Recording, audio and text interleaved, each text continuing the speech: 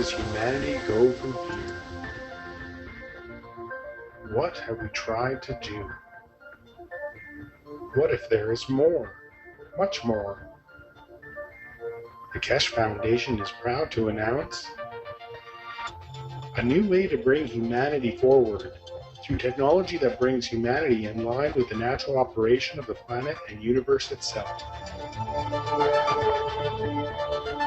The new science and technology discovered and developed by the nuclear engineer Moran Keshe centers upon the use and control of magnetico-gravitational fields. This new body of knowledge opens the road to hundreds of potential applications, which offer solutions to most of the fundamental problems of the world, such as water, food, environmental contamination, and shortages of energy. The Keshe Foundation is proud to unveil the Keshe Foundation Spaceship Institute. Nestled amidst the beautiful shores of Bari, Italy, the Institute is poised to become the central hub in the spreading of plasma technology and knowledge. With its state-of-the-art 21st century facilities, the Institute will be able to provide students and staff an immersive way to learn the plasma technology, to be the leaders of the new generation of scientists and plasma engineers. Keshe Foundation has opened the door to the world for peaceful usage of technology that is independent of the limited resources that are available on Earth. This is an understanding of how everything works together in harmony in our universe, and it applies to everything from the smallest to the biggest, from atoms to galaxies. We all are able to collectively work together in pursuit of knowledge, innovation, and solutions for our society. This learning environment is new to the world, where there will be no test to confirm your understanding. The knowledge of everyone will be respected and allowed to flourish in a nurturing environment. Hands-on testing and experimenting will be widely used in conjunction with roundtable discussions to bring all opinions and knowledge forward.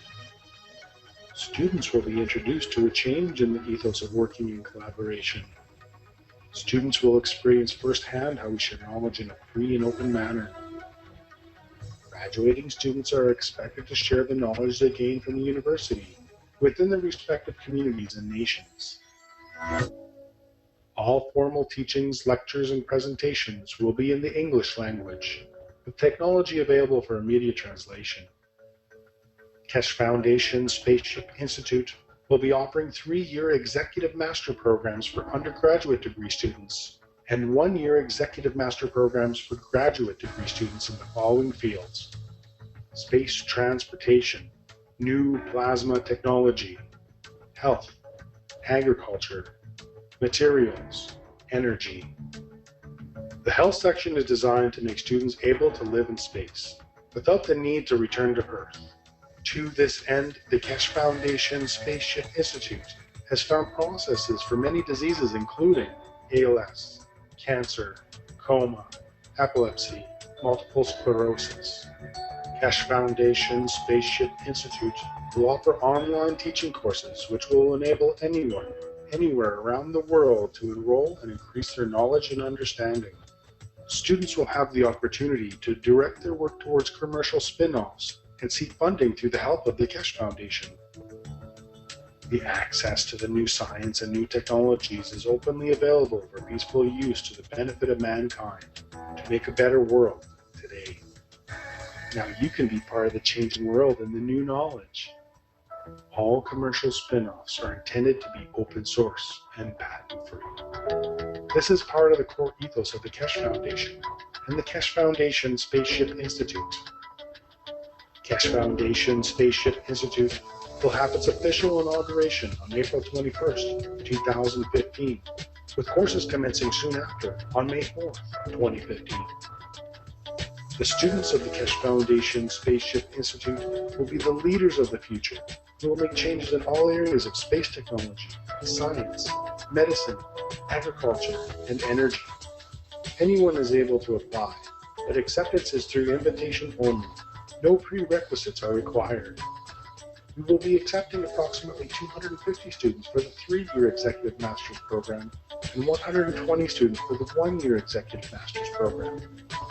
We welcome humanity's participation in the knowledge of the Keshe Foundation Spaceship Institute. Where does humanity go from here? That is up to you. Apply today.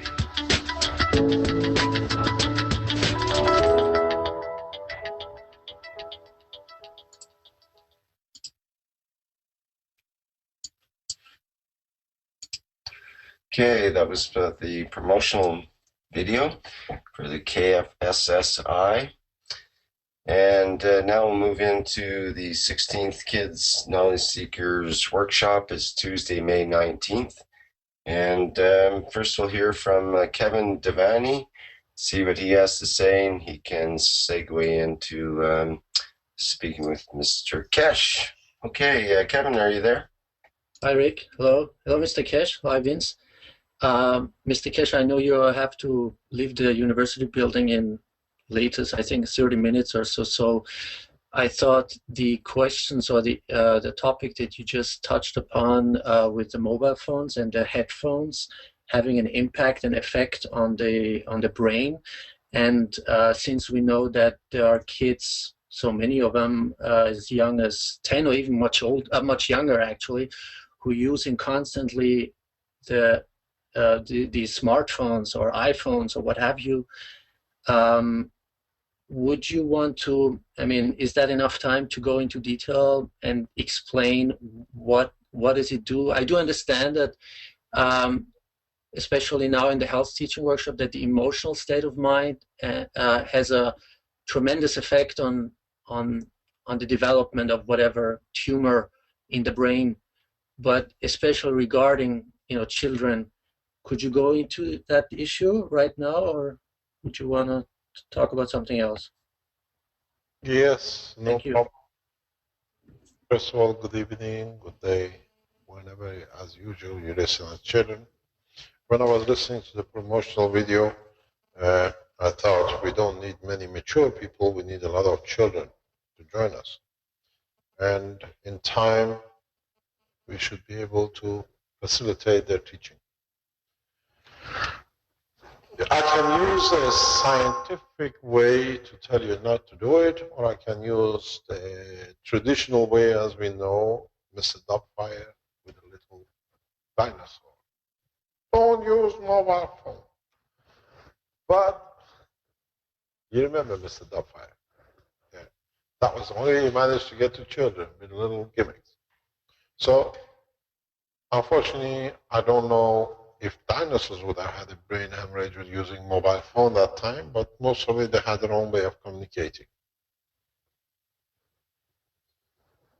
We do not know the full extent of the interaction of the fields and the waves which hit the human brain structure through the mobile phones, because we always have looked at physicality, and as you understand, and we were explaining another part of the teaching, every physical knowledge we receive as a human being, we show some reaction and emotions towards it.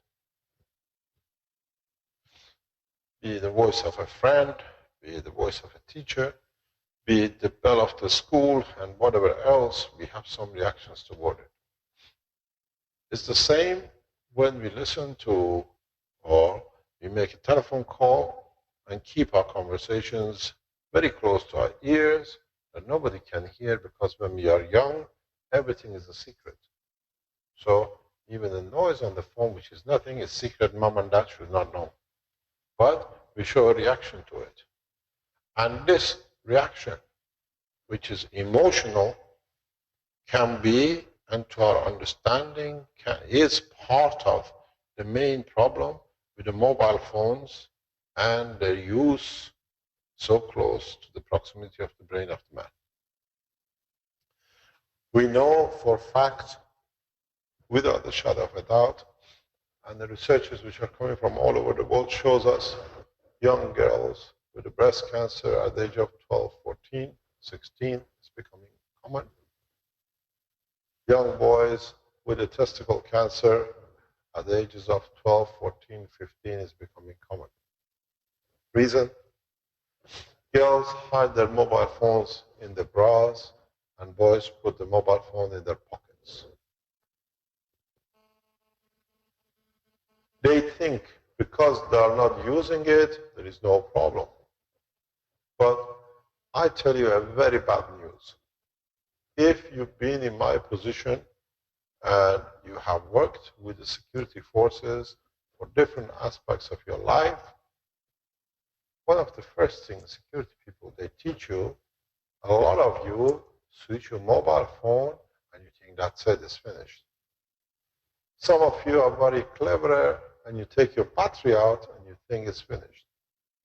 But according to the security people who work at the edge of the science, you take your battery out, you switch your mobile phone, I can still listen to your conversations at home, even take 1 or 2 pictures while there is no battery in it. Because remember one fundamental truth.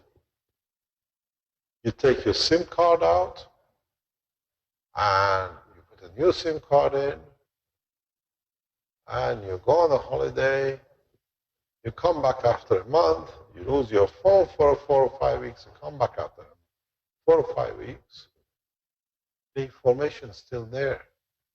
The time remembered, the calendar is remembered. Events you put in there are recognized. Means there is a low amount of energy needed. So your phone is continuously active even when you take it out of your pocket, take the battery out. So it's not that because it's switched off, it's not active. Continuously it has to send information to the nearest mass, and it has to receive information to indicate where it is. That if mama calls you or the boyfriend calls you, he knows where you are, that it rings. It doesn't ring anywhere else. It rings only on your number, which means it's continuously in communication with your telephone. It means continuously you're receiving and sending information. Information is magnetic gravitational field based. Your body is made of gravitational magnetic field, so it interacts. One of the first things a lot of people know, understand, who are around me, I always say, I have nothing to fear, to hide. I openly speak openly on my phone. Secondly, it's very seldom I put phones in my pocket of trousers. I put the pockets, my jacket, but I can usually find them. Because there is a gap, there is a distance created and being in touch with me.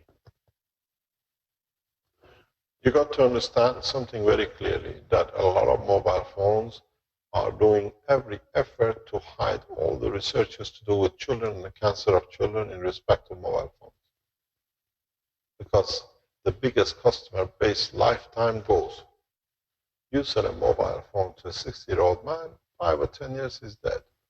You sell a mobile phone to a 5-year-old child, you got 60 years of supply customer attachment. This is what the youth have to understand. Can we replace it with anything else because it's the joy of your life? Present science has no solution. Can we add to it that it becomes harmless? We do not have a solution. Even if we produce theoretical information transfer, it still interacts with our emotion and our brain. But the only solution at the moment, according to the people we talk to and we listen to, is try to use it and try to keep it as far as you can from your physicality of your body. We've seen huge amount of rise in the breast cancer in the age of 18, 20 age bracket, which originally did not exist. Some doctors blame something through the new sexual habits, but a large indication is because worry appears to be to do with the mobile phones. A lot of research is done by the mobile manufacturers to find a solution We are working on a condition to reduce certain plasmatic conditions of it. I was talking to Sohail and Amr, the Chinese arm of the manufacturing, that if we can release this material as fast as possible, if you have, or you can see, excuse me, cameraman, can you bring your camera close? If you look at our laptop, yeah, come close as you can. You see the material here. You see another material here. You see the same kind of material on the back of our laptops. And these are the methods we have devised for ourselves to be able to protect ourselves from the radiation in the plasmatic or field condition. These will be commercialized soon by the foundation. You can buy it off the line. But we know they work. We have tested them. We know their condition. Do we have to place these on a mobile phones for children? Possibly, yes. Would it have the same effect? We don't know. With these kind of technologies, we try to create a condition of absorption without radiation. Because if you block all the fields, you cannot listen to it. But there's a limit in what you can do. There are limits. Is there possibility in the future that the manufacturers produce systems matching the structure of the human body? So you like give a blood test, or they do a scan of your brain. This is what suits you as a telephone, because these are the range of the frequencies which do not affect you physically. There are a lot of possibilities, but one of the things which nobody has considered, the connection between the emotion at the time of using the phone and the information which arrived at the phone. This is something very fundamental, needs to be done, but that goes to the government. It goes to the root of the problem of the government, because it creates huge amount of finance, mobile phones for nations. It's a kind of security control, because through the cell phone they control all the securities, and then it tells you where everybody is. But how close do we want to be? And how close we want to use these systems? There are those, we explained this in other workshops, that when they go near a mobile telephone mast or use certain type of mobile phones, they get headache, they vomit, they have what you call epileptic attacks. We know, we hear these rare cases, but this means that the system interacts with certain part of the emotion through the neurosystem. These things we do not know. It needs for a lot of research. But what we see, what we can advise, what we understand, being on this side of the science, is try to keep out as much as you can unwanted field energies towards your body. And this goes the same with your eyes, the same goes with your ears, and the same goes with everything else. Last night I tried something new, a new condition which I wanted to do something, and this morning till more lunchtime I could not see anything. Everything was very blurred to me. So through the process I affected my neurosystem of observation. I said to my wife this morning, I can't see anything, I just see shadows. And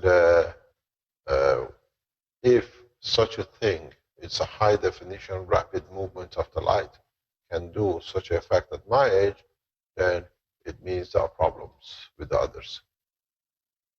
I know how to rectify it, I know how to build systems to overcome it, but it was so profound, 12 hours later, I still was nearly totally blind.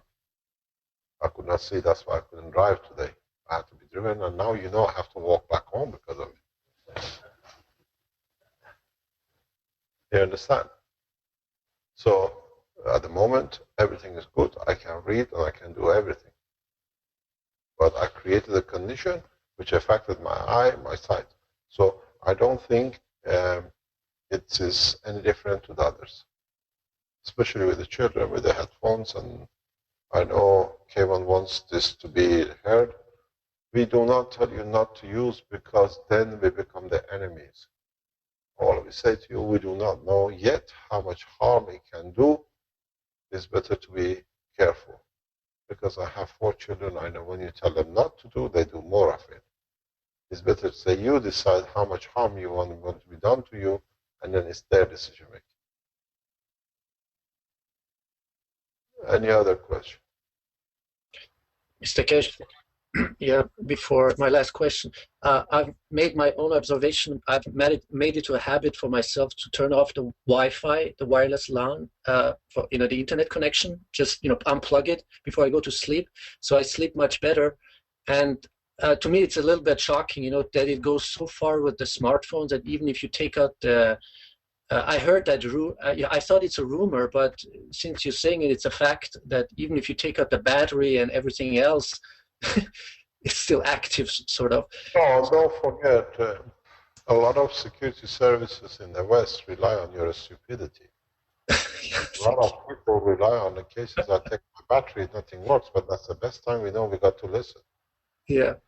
So my question would be, I don't know whether you misunderstood you. Once you talked about the increase of the radiation, the radioactivity, especially connection with Fukushima.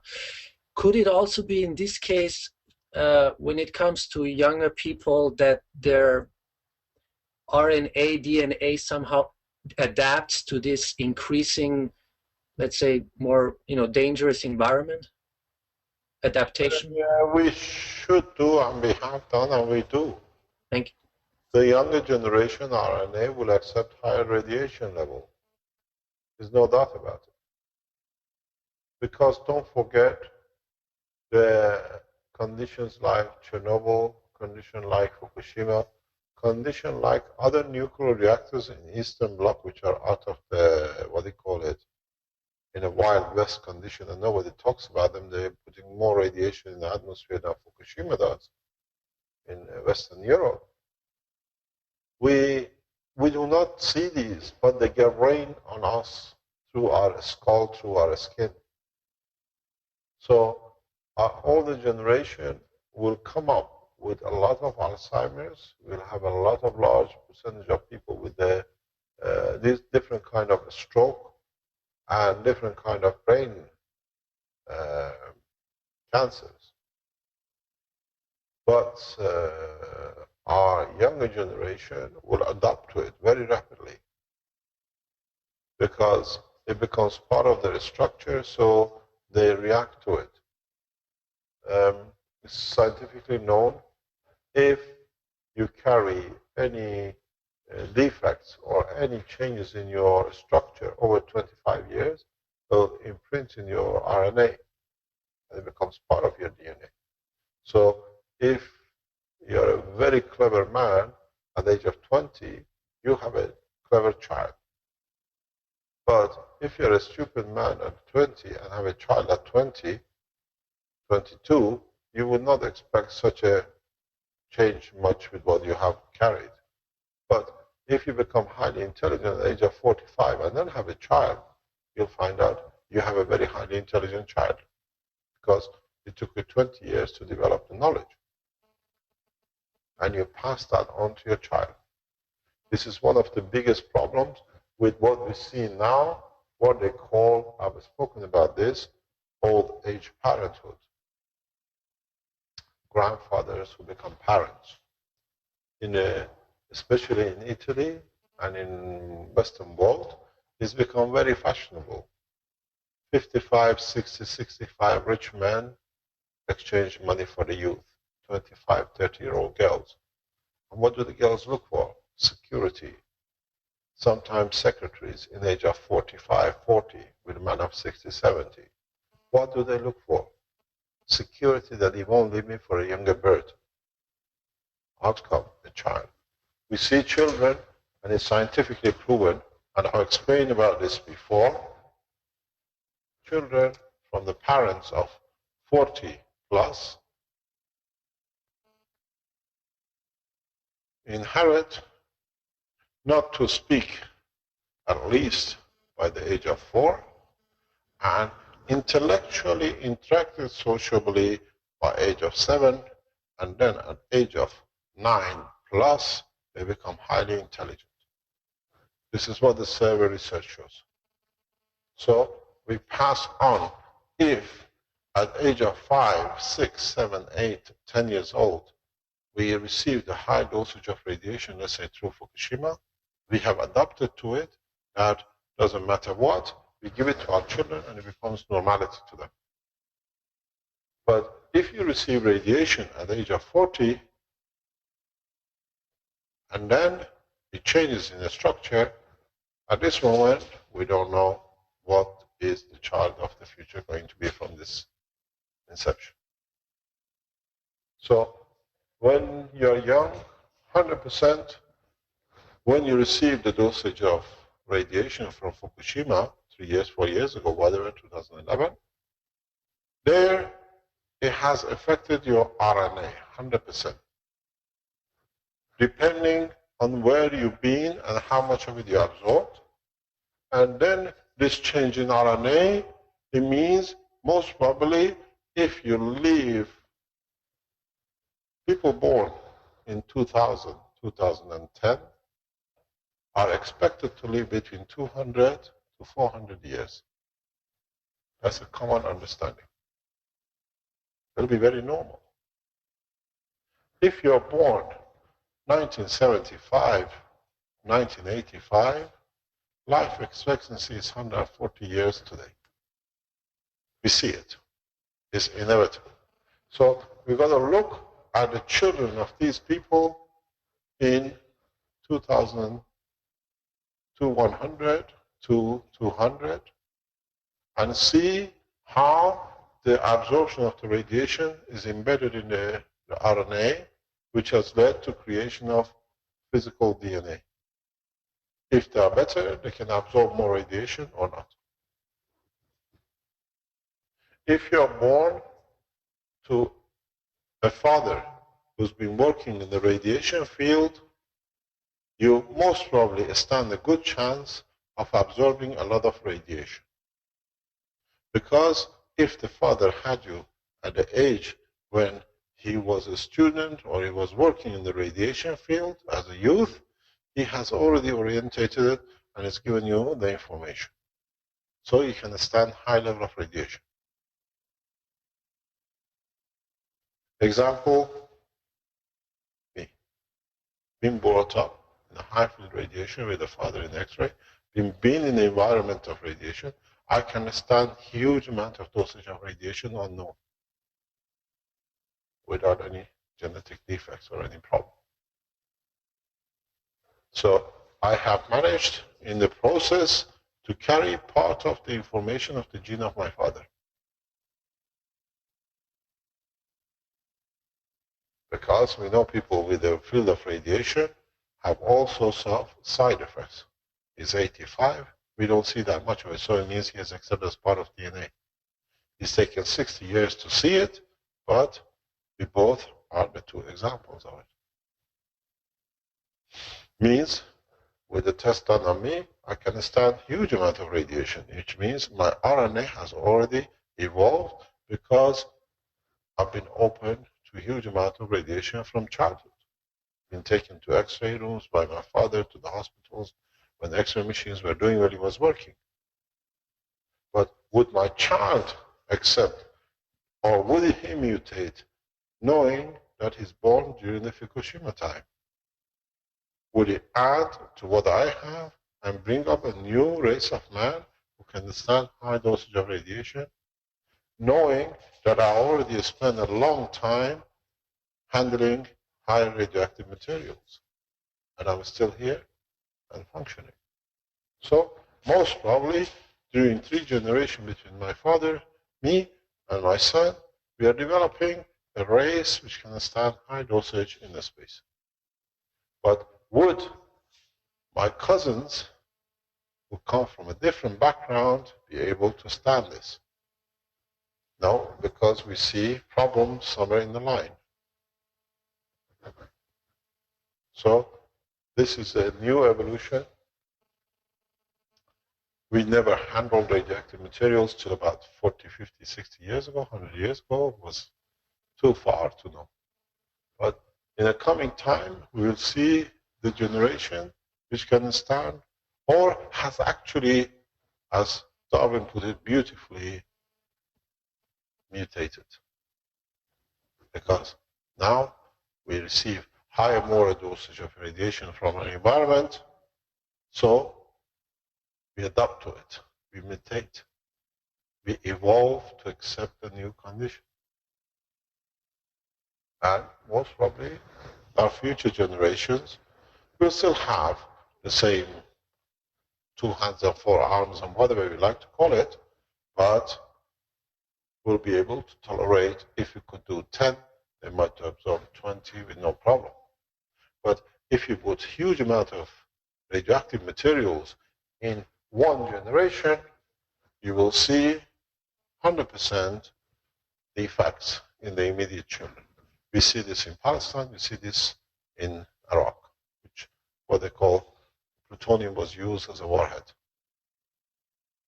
Immediately, children are born with 4 arms, 2 legs on their head and the rest, because mutation has changed beyond recognizing in the parent system.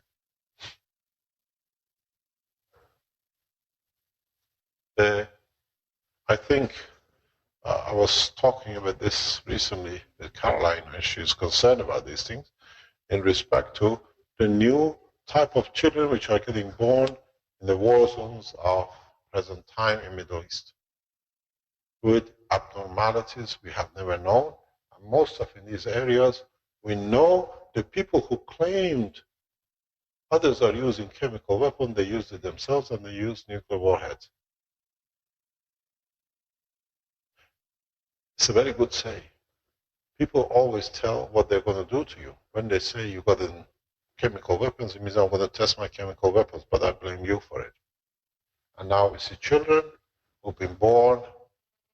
Every day we see it on the internet with the new defects, which we know as a nuclear physicist, the source can only be radiation, high dosage.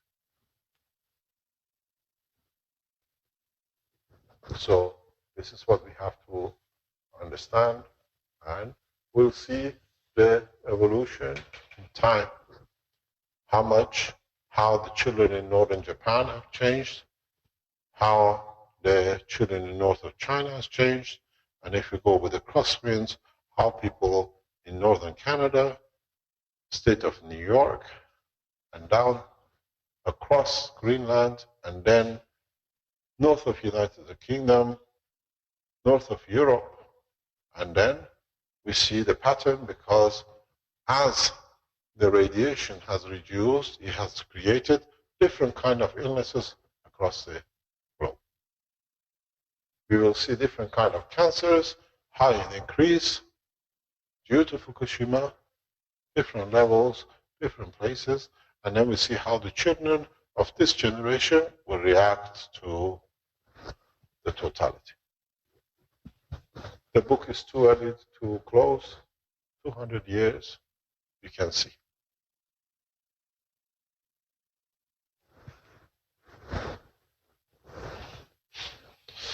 I think we come to the close of the session. Thank you, Mr. Keshe, for enlightening. You're welcome. You're welcome. Hi, welcome. Have a good evening. Thank you. Thank you, Vince. Thank you, Rick.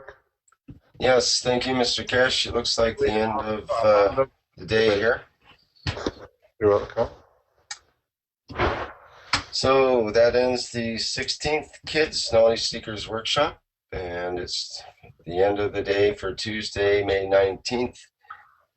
Thank you, everybody, for attending the Keshe Foundation Spaceship Institute teaching sessions.